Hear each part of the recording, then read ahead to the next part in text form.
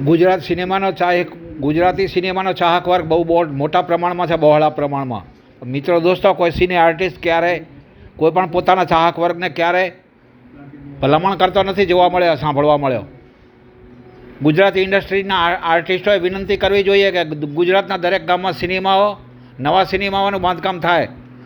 મારા ધ્યાનમાં છે, વર્ષો પહેલાં હું જ્યારે સિનેમાના બેનર બનાવતો હતો, મિત્રો દોસ્તો, ગુજરાતી સિનેમા માટે મારી પાસે 132 સિનેમાઓનું પડદાનું અને પબ્લિસિટીનું વર્ક રહેતું હતું. કોઈ પણ પ્રોજેક્ટ આવે ગુજરાતી ફિલ્મના પ્રમોશન માટે 132 સિનેમાઓ હતા. આજના કાળમાં કોઈ સિનેમાઓ છે નહીં ગુજરાતી સિનેમા માટે કોઈ આર્ટિસ્ટ, ગુજરાતી સિનેમાના આર્ટિસ્ટ કે ગુજરાતી સિનેમા ઇન્ડસ્ટ્રીઝ ક્યારે ભલામણ કરે છે પોતાના ચાહક વર્ગને? આજના સમયની માંગ છે ગુજરાતી ઇન્ડસ્ટ્રીઝના દરેક વ્યક્તિઓ પોતાના ચાહક વર્ગને ભલામણ કરે કે ભાઈ ગુજરાતમાં નવા સિનેમાઓ બનાવો, નવા સિનેમાઓ ડેવલપ કરો, તો ગુજરાતી સિનેમા ઉદ્યોગ ટકી રહે. ગુજરાતી સિનેમા ઇન્ડસ્ટ્રીઝ સંસ્કાર આપતી એક ઇન્ડસ્ટ્રીઝ છે. સત્ય હકીકતો ઉપર અને સંસ્કારિક વાર્તાઓ પીરસતું એકમાત્ર ગુજરાતી ઇન્ડસ્ટ્રીઝ છે. એના માટે સિનેમાઓ નથી. કોઈ સમય હતો, મને યાદ છે, આ ભૂતકાળમાં પટણી સાહેબને કરગરવું પડતું હતું, અમને ગુજરાતમાં સિનેમા આપો, અમને સિનેમા આપો.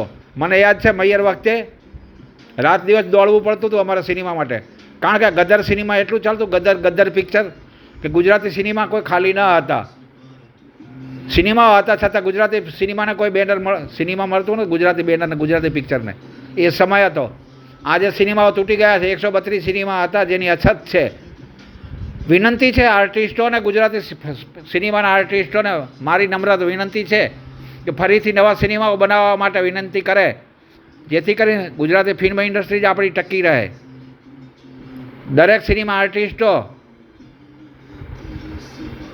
પોતપોતાના ચાહક વર્ગને એક ભલામણ કરે, મેસેજ કરે કે નવા સિનેમાઓ ડેવલપ કરો, નવા સિનેમાઓ બનાવો.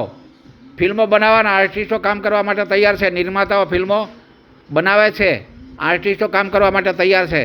તમારા ચાહિતા માનીતા આર્ટિસ્ટ માટે તમારા ગામની આસપાસ સિનેમા નવું બનવું જોઈએ એવી વિનંતી કરો. Thank you very much. જય હિન્દ, જય ભારત, જય ગુજરાતી સિનેમા.